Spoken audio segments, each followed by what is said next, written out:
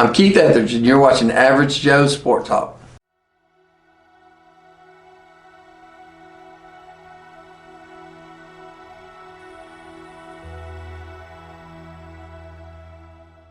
All right, we are here in beautiful Oxford, Alabama with head coach Keith Etheredge, who's coming off the 6A state championship. Coach, appreciate you letting us sit in with you. It's a tremendous opportunity. You know, we came down here with Mr. Brooks and got to watch him interview, and now it's our turn. Well, we appreciate you both. I appreciate you. So, Coach, you was born and raised in Leeds, Alabama. Yes, sir. If I'm not mistaken, is that home of Charles Barkley? Home of Charles Barkley. I just talked to Charles on the phone last week. That's awesome. Yes, sir. I thought that was home of Charles Barkley. Talk to us about life growing up in Leeds, Alabama for yourself. You know, I was a single parent home. My mom, you know, raised 3 boys by herself. My dad died 3 or 4 months before I was born, and you know, he's a Vietnam vet. So you know, military, he's a Marine. So hoorah, you know. Yeah, you know, my mom raised us 3 boys by herself. You know, first 3 guys from our family ever graduate college. You know, so she's from a pretty big family. She's got 5 sisters, 6 brothers. So you know, 12 siblings, and you know, had a great grandmother. But I had a great family life. My mom, you know, she couldn't give us everything we wanted, but we had everything we needed. You know, and you know, she's just an unbelievable woman. She had to be a rock for you. I mean, like, it's probably, you know, like that. Oh, yeah. Coming up, I mean, that had to be a tremendous, you know, task for her. But Absolutely. she obviously did something right. Well, you know, like I said, all 3 of both of my other brothers also graduated college, and you know, both of them went to Jacksonville State, and you know, one's a teacher and coach at Moody, and the other one works in logistics and has three boys of his own, and my other brother has 3 girls of his own, and I've got a boy and a girl. So you guys get together, y'all have. Yeah, we do. Pretty good crew, don't you? Yeah, we're close. You know, me and my brothers are close, and you know, there will be a situation where me and my brother end up working together before we retire. You know, oh yeah. He's been doing it 21, 22 years, I think, and you know, I'm on my 20th. You know, 21st. So you know, it's going to be a situation where pretty soon we'll be working together. Absolutely, man. That's awesome. Now, your JSU days, you went to school, you didn't play ball. Right.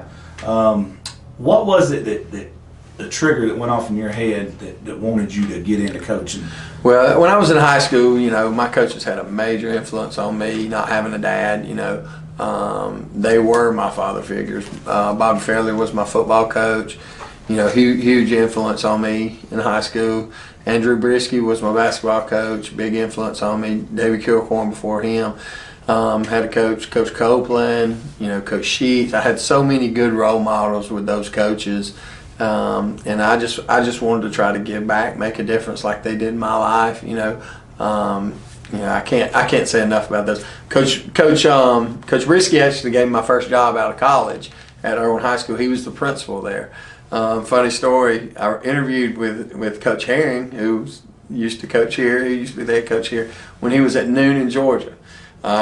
He offered me the job. He said, "Look, I'm gonna offer you this job." He said, "I've just got to run it by some people, you know, but it's going to be your job. You know, I'll give you a call back next week or so." He said, "Don't take another job." So I interviewed for 4 jobs and got offered all 4 jobs. Well, my last interview was with my high school basketball coach, Mr. Brisky at Irwin High School. So I went in there and I interviewed with him, and you know, and it was way informal of an interview. You know, you know, he's like, "Sit down." We talked, and he's just like, "Job's yours." You know, this is just formality. You know, Nice. And I told him, I said, "Well, I got to call Coach Herring because you know I was talking to him about a job," and he said, "But you're taking this job." And I said, "Well, Coach," he said, No. He said, "You're not hearing me, Keith." He said, "You're taking this job." Yeah. He said, "I'm going to take care of you. This is where I want you to be. This is where you need to be. You're close to home." He said, "You don't know anybody but Coach Herring over there in Georgia." And, you know, he said, "I'm going to take care of you. You need to be right here." He turned into coach again. Yeah, exactly. Or dad, or, you know, whatever. But he was very, very influential in my life, too. Him and Coach Fairley. Now, that job at Irwin was an assistant basketball coach. Right. Knowing what you do now for a trade and how successful you are, when I was reading up on the history of yourself and everything. Right. All the thing that come to my mind was Vince Lombardi. Do you remember the story about him? Yes. Yeah, well, he didn't ever even coach basketball, and then Right. he just grabbed a book and read it and won a state title. He won a state championship. But now you were successful and took over as head Was. coach after just 1 year there. Can you talk about Right. that transition? How that came about? It was good. One of my good friends was the head coach, and I was his assistant, coached the B team. So I had those kids come, the kids that were in B team. When I took he got out of coaching, went into home building, very successful. And did he's a great builder now, and so. When I took the head job, some of those kids that were coming up had played for me in JV. Right. So, I think they had, when I first got there, they wasn't real good. We were, I'm not going to say that we weren't real good. We just, we were missing something. So they won like 5 games or 4 games. And then my first year, we only won 8 games, but you could see us getting a little better. The next year we won 18. The next year we won 23. Vince Lombardi. Yeah, and we got better and better. And I really think, There you go. we had an opportunity the following years to win a state championship because there were some good guys coming back. But, it was, like I said, the Lord guides your steps. He's going to put you where He wants you. And your next move, you went to Leeds as an assistant football coach. Assistant football, assistant basketball. Okay. Now, at that point, were you happy to get back home, or did you feel kind of intimidated or pressure coming back home to coach? No. I was happy to get back home. Okay. I love Leeds. Leeds was always been home to me, and when I got a phone call from a guy who had just took the football job, and then the guy that was the basketball coach there. Me and him have been friends for a while. Matter of fact, he's the principal at Pinson Valley High School now, Mike Okay. Turner. Okay. Me and him were friends for a long time. I was actually in his wedding, so we were real close. He wanted me to come back and be his assistant in basketball. We had played each other when I was at Irwin. He's just we need some we'd love to have you here helping us. And I took the offense coordinator's job at Leeds, and I didn't get to call many plays because the guy that was there, he was an offensive guy, so he basically called the plays and stuff. So I was sort of the offense coordinator by title. Yeah. Really didn't get to do anything until I actually took over 2 years later as head coach. That was my next thing in 06. What was going through your mind in 06? The moments before you took the field for the first time, you're like, okay, now, Yeah. I played here. Now Right. I went to school, college. Now I'm back here. Now it's Right. my ship to Right. run.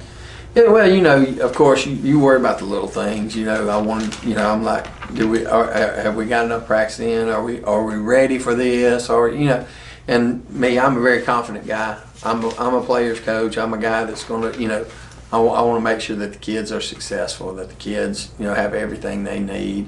And of course, I'm questioning myself, not the kids. I think the kids are ready. I've got to make all the right play calls. I got to do everything right, so they can have a chance to be successful. We had won, I want to say 7 games in the last 4 years at Leeds. They had won like 7 games in 4 years before I got the job. So I'm just sitting there and I want to be successful there because it's where I'm from. It's where I grew up. I know all the people in the stands are going to be, either they're going to be super happy for me or they're going to be real mad at me. So, but we won our first game, and then the second game we got to play a team that was ranked top 5. We won that game, so it sort of got the ball rolling, sort of got the kids' confidence up.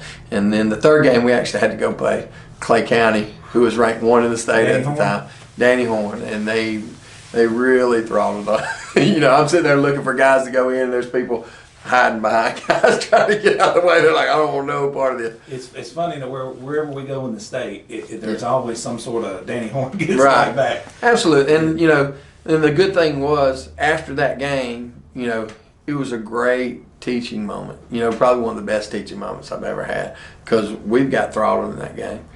And after that game, I got to walk in that locker room and tell those kids, look, this is the level you're going to have to get to if you want to play for state championships. If you want to be great, if you want to be named in the same sentence as with the Hoovers, with the Clay counties, with with all the great teams that are around the state of Alabama, this is the level you have to play at. That's all. 3 years, That's amazing. 2 years later, we beat Clay County. You know, the next year we played them to a 24-12 game. They beat us, and then the following year we ended up beating them. You know, so and then never lost to them after that. So you know, awesome. our kids grew and got better. You know, and it's just one of those things where we learned a lot from that loss. So, and you know, you talked about something snapped, and you guys went on a run that's, you know, there's some teams that win the state, but over a period of time, you was 107-34. I believe that's correct, and 33-8 in the playoffs, with 4 state championships. Right. And 10 of those losses were forfeit losses that we had won games, but we had to forfeit them because we had a kid that was living with his dad, you know, and his dad had came into the picture, and he was living with his grandparents, but the custody never got traded back to his dad when he got enrolled in school. So, you know, and like I told our kids, I said, you know, we won those. We didn't win a state championship or anything that year, but we won those games on the field. Yeah, and you know, you hate it for the kids. I mean, but you know, you've had places. I mean, like Oxford's had to do it. That, you know, there was the season they had to forfeit some games. You know, and there's a lot of great places that, you know, just little things like that happen. You know. What was that feeling like? Did you think in your mind at that point you was like, man, I'm never going anywhere. This is amazing. Was there a point when you was like, I've reached the mountain? Like I'm not going anywhere? No, I've never felt like that. I mean, as far as a coaching job. Like, I mean, did you ever have hints to go to the next level or to a bigger school? Or you know, my aspirations are, you know, I want to do as much as I can for kids and make as big of a difference as I can for kids. And I don't care where I'm at. You know, I think that's the important part of coaching. The wins and losses will take care of themselves.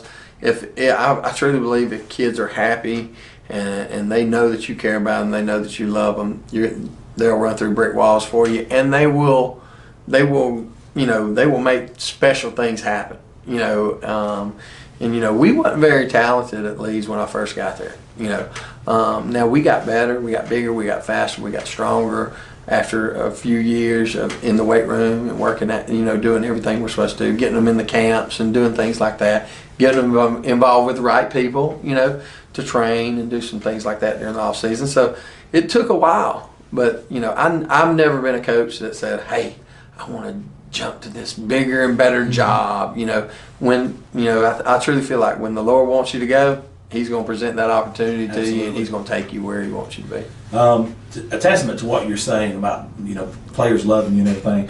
When we interviewed the Fagans, and Antoine Fagan Sr.'s like, dude, he said, man, MC Hammer in his prime don't have an entourage like this guy does. He said, down there at the state championship game, he said, these dudes from Leeds look like they was about 6'10" and about 400 pounds. He said they was all over the sidelines. That's what I said. Y'all wasn't this big in high school. I don't know. Y'all shoot up after you get out. Yeah. But yeah, I've been blessed. I've coached some great kids, and you know, I still, you know, I try to keep up with all my kids, try to know what they're doing, know where they're at, know, you know, how they're doing. You know, I had a kid call me the other day, and you know, we were just talking. He's actually an optometrist. Optometrist down in Mobile. I was like, look, man, I got to get my eyes fixed. I can't see the paper no more. He said, Coach, that ain't got nothing to do with your eyes. You're just getting old. Hey, he's telling the truth. I said, thanks, man. I appreciate that. I said, this is the last time I'm calling you to check on you. He's telling the truth. I'm suffering from that myself. Let me ask you something. During that run at Leeds, how did you battle? I love asking coaches. How did you battle once you became the mountain instead of climbing the mountain? How did you battle that sense of entitlement that kids get nowadays? That, hey, this is our state championship. If we show up, how did you personally battle that? You can take that two ways. You can say, you know, okay, this is it, and it's harder to stay there than it is to get there. I will say that it's harder to stay there than it is to get there.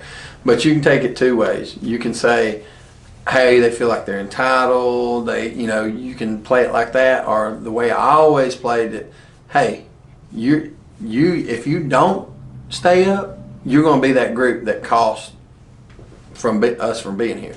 You know, you have to do everything that you've done before and more to stay there. You know, so you have put to a sense of accountability. Absolutely on each one of the kids, and you know, when you do that to that older group, that filters down to that younger group. Mm-hmm. And I truly believe that that's what keeps you at that level. Accountability by your team, not only your coaches, but your teammates.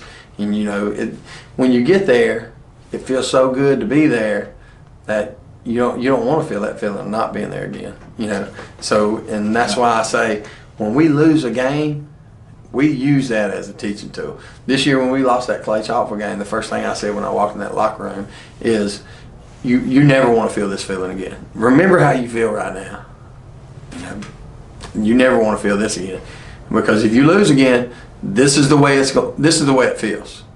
When you win, you get to do all that hooping and hollering and having fun and enjoying it. But when you lose, this is what you got to go to. That's right. So it's all about trying to motivate and finding different ways to do it. I love that, Coach. After that, you made the move to Pell City, Mm-hmm. and then to T.R. Miller. What at that point? What had led you to? I know you said the Lord led you places. Yeah. What was it about Pell City that kind of enticed you? I know, traditional rich place. Yeah, it is, and there was just some good people that I knew from there. I got you. They had a group of kids who I felt like really needed. They needed some uplifting. They needed some, opportunities.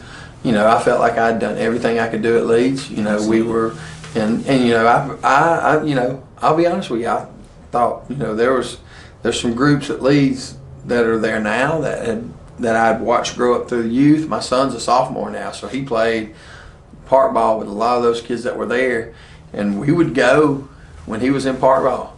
And we beat the Clay Chalkfords, the Pensons, with the group that he was playing youth ball with, and they were a good group of athletes, So I knew what we had coming up, and I knew it was great kids and great parents, and but I don't know.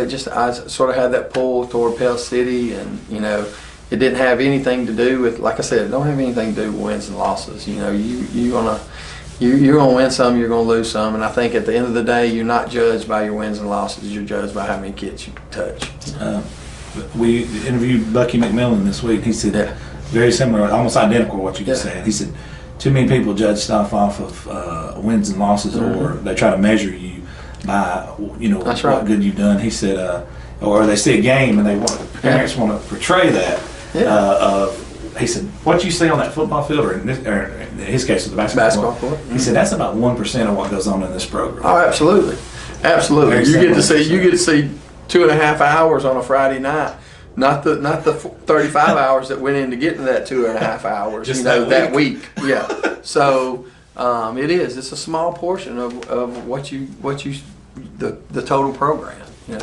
When you were contacted about coming to Oxford, and I know everybody in Oxford is going to love to hear this, and you met with the coaches at the time and the players, I know in your head you had to be thinking, these guys they're ready. Oh yeah, they were, and that's the thing. Coach Aaron did a great job here. I can't say enough about. He's a great guy. I've competed against him. He teaches kids, the right way. He tough, hard nosed, and a lot of the success we had was built off what they've done in the past here. His name's a legend around here. From his dad to him, So I've got nothing but the utmost respect for them. So what they've built, just rolled over to this year, and we did some things a little bit different, and I think, you have to be a little bit different when you're coming in, get some excitement up, get some, so it's, this team was itching for an opportunity to go out and prove themselves this year. And, we just gave them that platform. We feel like we gave them the chance to go out and prove themselves and to be, and when I walked in that locker room, I walked over there and I circled that game against Pinson and I circled that game against Clay, and I said, if we're going to be the best team, these are the ones we got to beat, and if we can't beat them, we're not going to win a state championship, because you're going to run into them during the year and then you're going to run into them in the playoffs. So if you can't beat those two teams, you're not going to win a state championship. So Every day we go in there to work out. Every day we go out there on the field and run. Every day. You better put that in your mind. You've got to outwork everybody you play. You've got to outwork these two teams, and I guarantee you these two teams are out there working. Oh yeah. So Penson come out back-to-back states. That's right. And Clay, fourth round games every single year. Yeah. Right. Retaining coaches like Coach Wagner. I mean, how did that help the transition here? Because Trey spoke about that in his interview. Right. The two things that stuck out to me in his interview with Caleb was the first thing is Coach Etheredge come in and he made us believe. We don't think about it like we started believing. Hey, we got to believe, because if we don't believe we're not going to win, then we're not going to win. And the second thing, having coaches that retained, and it wasn't too big of a curve. Yeah, you're not changing everything. Coach Cochran, the defense coordinator, one of the best I've ever been around. And I've been around some great ones.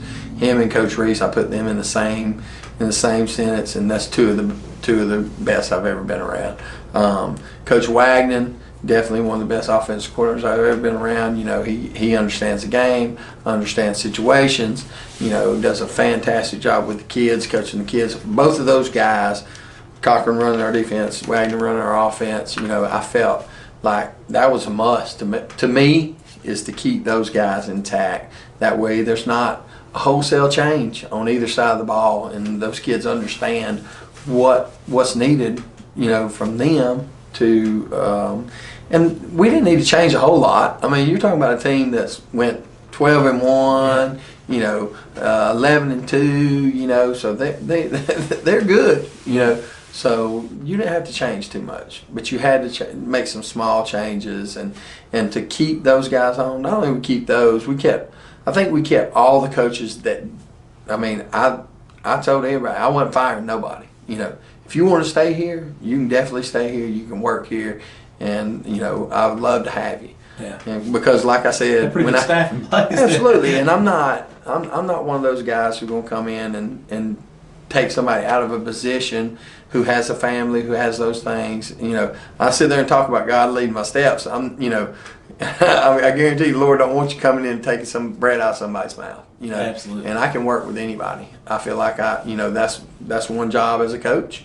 You come in, you're supposed to be the leader. And you should be able to handle any kind of personality. I feel that's my job. Honestly, yeah. You got to kind of be a hybrid in it. That's right.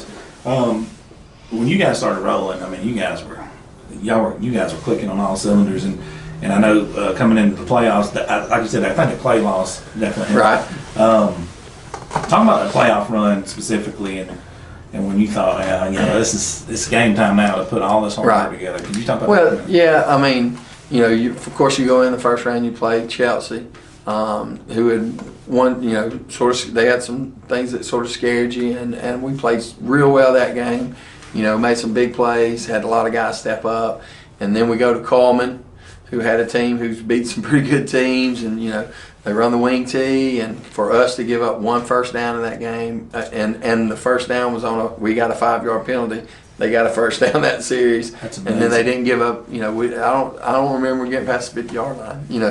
And for us offensively to play as well as we did, and then of course third round, fourth round, you got Clay and Penson, so that's why I mean, it's murderer's row. It's murderer's row. We come out and make some huge plays in the Clay game, and I can say this: we came from behind in the Clay game, we came from behind in the Penson game, and then we came from behind in the state championship game. There's no quit in this group of guys, and it's sort of like Trey said, I have to give off the personas I believe, and I did. I believed in these kids. There wasn't no doubt in my mind they could do it, and it sort of rolled down to them. They believed too, and all the coaches all year long. We talked about it before the season started. Everything we talk about has to be positivity. If we're correcting a kid, correct them in a positive way. Everything we do, we have to do it in a positive way. We don't need to browbeat. We don't need to, and if they're doing something wrong and it don't get corrected, the next guy's got to come in and they got to understand either they got to do it this way or they're not going to play, and not doing it in a negative way. Do it with love, and I feel like if you do that, kids will respond. They definitely respond. Man, when when that horn sounded down there at Auburn, and you realize, I mean, the adversity in that game, you Yeah. losing Trey, and Absolutely. and I mean, you guys battled back, was Right. losing. What was that feeling like, knowing that, hey, y'all done, you know, we has collectively done this Right. here at Oxford with these new guys, and I've done it at Leeds. I mean, personally, what was going through your mind? You know, all the time I talk about, people ask you, you know, playing those big games, you know, you get nervous, yeah, of course you do, but you have to play it just like it's another game. You know, I played in 6 of them, we've won 5 of them, and I think, you know, one of the reasons we've won is I think a lot of people put pressure on themselves when they get into those big situations. When the pressure is getting there, it's not being there. I think being there, that's when I've loosened up. You know, that's when it's easy. You know, I feel like, you know, that's when, you know, you get to relax and be yourself. And yeah, there's 5, 6 times in that game that I just wanted to blow up and go, but the kids are watching you, you know. And if you blow up, then they lose their composure. They lose what the vision of what they're doing. And, you know, I just feel like it's always better to be calm. It's always better to handle it in the right way. That way they see you. You're an example to them. You know, if you're calm, like so when Trey went out, you know, I wasn't going, I mean, yeah, I'm inside, I'm like, golly, you know, our all-state quarterback just broke his ankle, and I knew it was broke because if it wasn't broke, he'd have been in there. He would have went. There ain't no doubt in my mind. He's one of the toughest kids I've ever been around. You know, Zay too. I mean, Zay played all year with torn ligaments in his hand, and they told him he had to have surgery before the season started. He said, no, I'm playing. You know, I'm not missing the season. He said, I'm playing. He said, I'll have surgery when the season's over. You know, and they said, well, you ain't going to be 100%. He said, I'll just be 90, 80% then. Whatever. You know, and he's at 80%. He's as good as anybody I've ever coached. You know, That's good. so he comes in and he plays the whole season, and it nags him all year long. It nags him, but in huge situations, man, he come up clutch every time. You know, big catches on the sideline, keeping his toes in. Comes in the state championship game, does just an amazing job. So, you know, and that's because they believe in themselves. You know, when Trey got hurt, Trey comes over, he tries to go another series, he just can't. And I knew it was broke. And he comes over and I said, I'm taking you out, you know. And he's like, I understand, Coach, I don't want to hurt the team, you know. And he looks over at Zay, and, you know, I get emotional thinking about it. He looks over at Zay, and Zay says, you know, I got this. Yeah. We're good. I got it. Ready to roll. Yep. Hey, And he did. He did. You know, that confidence. And there wasn't nobody happier than Trey. I promise you. That confidence that you probably instilled in them, trickle down to each other. That's what I love, man. That's a team right there. I love your stories like that. I think so too. And that's what our motto all year is: "We before me."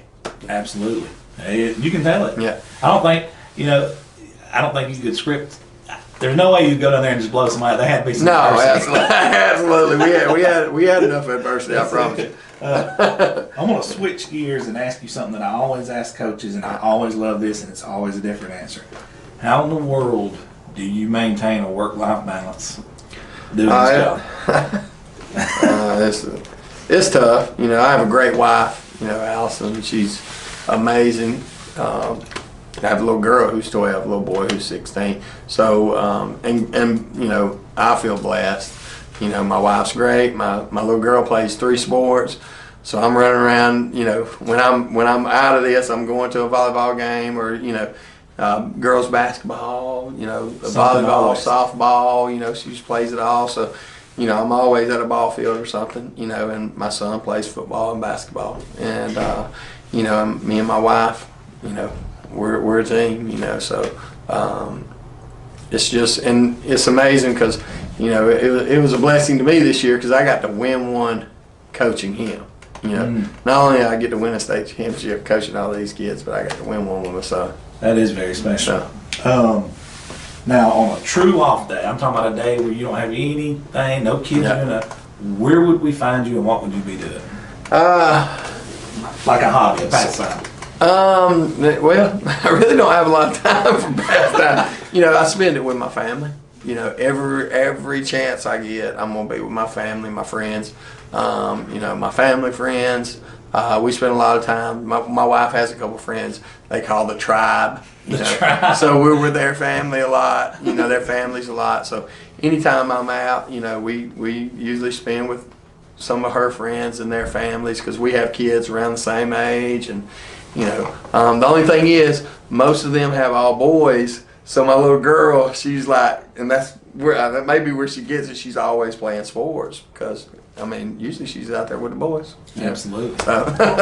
I got you. Hey, that's the best place to spend time. Absolutely. Let me ask you this: when a kid leaves your program, what do you think the main thing that he's going to have learned from you, or had the opportunity to learn from you, that he's got to take the Right. that's going to help him in his day-to-day life moving forward? Just be a person of good character. Be somebody, be a better husband, be a better father, be a better person. It's not about X's and O's, about wins and losses. I truly believe it's about growing young men. I believe that I think that kids will be when they leave a program that I've coached. I'm hoping I've left them with a good example. I tell them, one of my first meetings with them all the time is, you're never gonna hear me yell, scream, cuss. I'm never gonna demean you. you're never gonna see me bellied up to a bar or anything like that. I am going to try to be a good example for you, because I'm a reflection of you. So if you ever see me out, I'm not going to be doing anything to embarrass you, and I expect the same thing from you. If you do that, we're going to have a great relationship. We're going to have a good time, and I want kids to be better people when they leave my program. That makes a whole lot of sense. I really enjoyed that answer. It's a great answer. All right, I'm going to close with this, Coach. It's a two-part question. Okay. What has the game of football meant for you in your life is the first part. And the second part is, how different do you think your life would be if you'd never played a sport? Ooh. One thing, I don't know what I'd be doing. Football, huge for me. I was All-State my junior, senior year, honorable mention my junior year, and All-State my senior year at Leeds, and I was 170 pounds, 6 foot, 170 pounds. I was listed as a defensive lineman. So that was lineman size. Outside linebacker. The other two guys who were All-State in that group was Damian Jeffrey, who played at Alabama, and one other guy who played major college football. So I was like, it's like 6'4", 260, 6'6", 280, and there's like 6 foot 170. 170. So I was like, I'm like, well, I probably won't be going to play a major college football nowhere. But I was one of the guys that played with a lot of heart, and just did everything I could not to. And my coach was the same way. I did not want to let my coach down. I felt like that he did so much for me through the game of football, through teaching me rights from wrong, from being in the locker room to transition it to the streets, to the field. He really stressed character and doing what you're supposed to be doing. We talked about this year, and I talk to kids all the time. Character is not what you do when everybody's watching. Everybody can do the right thing. Character is what you do when nobody's watching. If you do the same thing when nobody's watching that you do when everybody's watching, you're probably going to be a man of good character. And that we try to preach that. I've learned that through football. I've had kids that people have came to me and just told me, and you've had kids. You see kids, when dealing with football, that they, make bad decisions, and you always hear about those bad decisions. You don't hear about those great stories, when, I had Trey Nation, guy drops his money for his kid's Christmas on the ground getting gas, guy tells me, he said, I'm pulling up at my, he come told me, he said, Coach, I just want to brag on one of your kids. And I'm like, who you talking about? He said, I don't know his name. He said, but he come pulling up, he said, I pulled up at my house, and he comes pulling up at my house. He said, guy gets out of the car. He said, I'm walking up to my door. He said, I got about a 6 foot, 200-pound kid coming at me, like, sir. And he said, what did I cut this kid off or something? He said, I don't want to be mad at me. And he said, he leans over and hands me a wad of money. He said, I just now went to the bank and got money out for my kid's Christmas. He said, wow. He was like, he said, this kid brought me every dime of that money back. He said the kid's like, "Sir, I tried to catch you at the gas station." He said, "You dropped this." Wow. So, It's amazing. the thing is, you never Good character. hear those stories. You know, you only Yeah. hear the kids. This kid got in trouble for this, or this kid got in trouble for this. And you know, I tell people all the time. You know, a lot of people try to get make negatives out of positives. You know, we're gonna work to try to make positives out of negatives. You know, That's awesome. if a I like kid's that. struggling in some way, you know, we're gonna try to fix that. We're gonna try to, you know, make it to where he's more comfortable, where he feels like he has the opportunity to do the right thing. You know, Absolutely. all the time. You know, so I learned those things through football, through my coaches, and without the sport, you know, there's no telling what I'd do. You know, no there's- sports. How would you I can't even imagine. You know, I'd have probably got a job. You know, I worked at the cement plant when I was in high school during the summers. You know, so I told myself, you know, yeah, absolutely. I ran a jackhammer, ran a sledgehammer during the summer. So, and you know, my coaches knew that I was from a family that didn't have. So I had to, if I wanted a car, if I wanted this, I had to work for it. Had to go get it. And my coach, you know, he set up and we did morning workouts all summer.